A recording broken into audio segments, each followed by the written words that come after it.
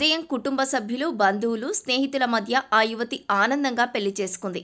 ఏం జరిగిందో ఏమో, సాయంత్రానికి ఇంట్లోనే ఉరివేసుకుని ప్రాణాలు తీసుకుంది. కాళ్లపారాని ఆరకముందే నవవధువు ఆత్మహత్య చేసుకోవడం ఆ ప్రాంతంలో తీవ్ర విషాదాన్ని నింపింది. శ్రీ సత్యసాయి జిల్లా సోమందెపల్లికి చెందిన కృష్ణమూర్తి, వరలక్ష్మి దంపతుల ఏకైక కూతురు హర్షితకు కర్ణాటకలోని బాగేపల్లి, దిబ్బూరిపల్లికి చెందిన నాగేంద్రతో సోమవారం రోజు ఉదయం ఘనంగా పెళ్లి చేశారు.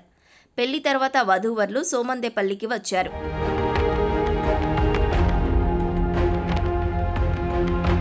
అయితే నూతన దంపతులకు సోమందెపల్లిలో ఫస్ట్ నైట్ నిర్వహించేందుకు గాను బంధువులు ఏర్పాట్లు చేస్తున్నారు. ఈ క్రమంలోనే తన గదిలోకి వెళ్లిన నవవధువు గది పైకప్పుకు ఉరివేసుకుని ఆత్మహత్యకు పాల్పడింది. ఎంతసేపటికి యువతి గది నుంచి బయటకు రాకపోవడంతో కుటుంబ సభ్యులు, బంధువులు గది తలుపులు పగలగొట్టారు. తీరా చూస్తే ఆ గదిలో హర్షిత ఉరివేసుకొని కనిపించింది.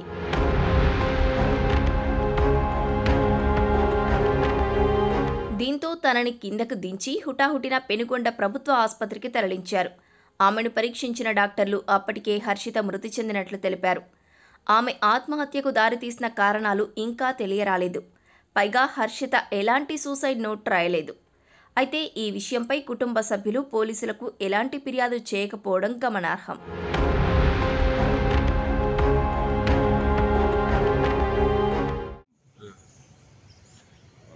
చెప్పింది బాబు కూడా